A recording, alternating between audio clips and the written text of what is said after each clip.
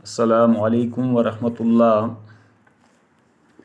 عزیز بچوں، امید ہے سبھی عافیت سے ہوں گے۔ آج کا ہمارا سبق ہے عابد مناوری کی غزل نمبر 1۔ ان کی غزل ہے: باطن کی آنکھ سے جو کبھی دیکھتا ہوں میں، لگتا ہے جیسے خود سے بھی ناآشنا ہوں میں۔ اس در سے خالی ہاتھ ہی پلٹا ہے ہر کوئی، دستے سوال لے کے کہاں آ گیا ہوں میں۔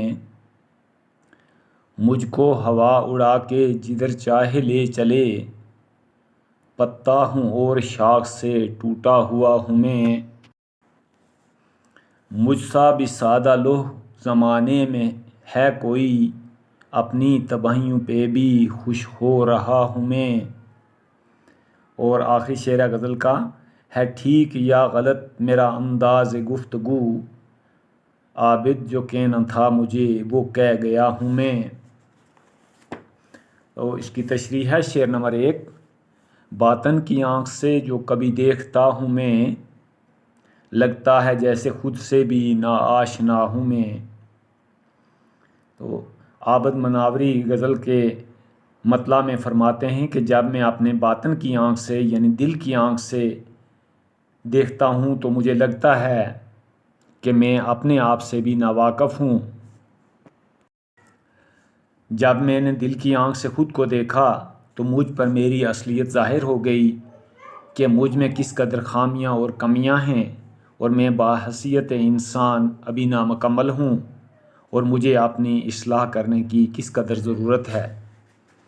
تو گویا انسان جب تک خود کو نہیں پہچان سکتا، وہ انسانیت کو نہیں پہچان سکتا، تو اس طرف شاعر کا اشارہ ہے کہ سب سے پہلے انسان کو اپنی ذات کی پہچان ہونا ضروری ہے۔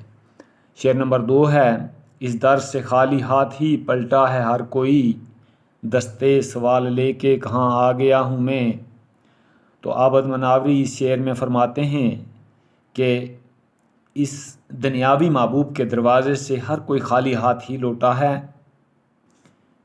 اس نے کبھی کسی کی حاجت روائی نہیں کی، لہٰذا خود سے مخاطب ہو کر شاعر کہتے ہیں کہ وہ جس دروازے پر ہاتھ پھیلا کر محبت کی بھیک مانگنے کی خاطر آیا ہے، وہاں سے تو کچھ بھی حاصل ہونے والا نہیں ہے، کیونکہ محبوب کا یہ شعار ہے کہ وہ عاشق کو سوائے دکھ درد کے کچھ نہیں دیتا۔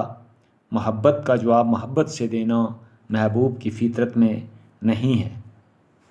اور شعر نمبر 3 ہے: مجھ کو ہوا اڑا کے جدھر چاہے لے چلے، پتا ہوں اور شاخ سے ٹوٹا ہوا ہوں میں۔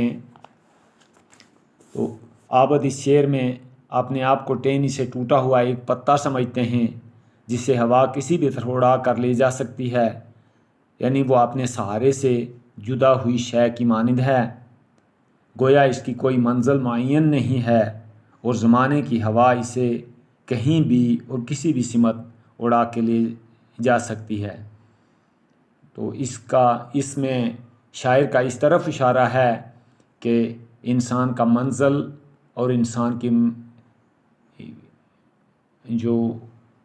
انسان کا جو رویہ ہے، انسان کی جو منزل ہے، انسان کی جو چاہت ہے، وہ ایک مستقل ہونی چاہیے، اور انسان کو اپنی زندگی کا ایک مکمل ایم رکھ کر چلنا چاہیے۔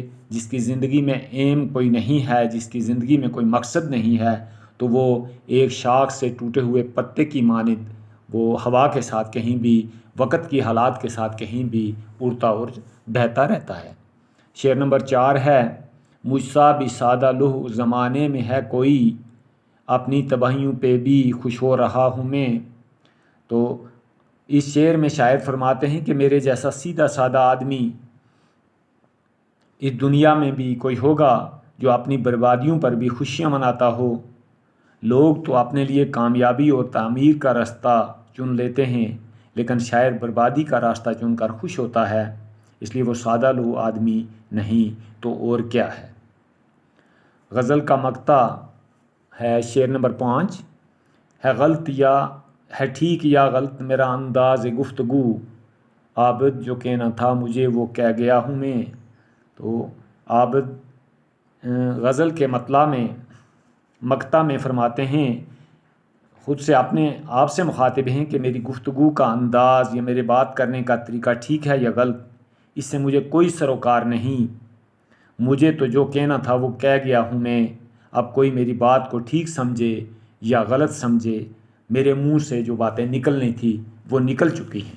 تو اس طرح یہ ہماری غزل نمبر 1 مکمل ہو گئی۔ والسلام، خدا۔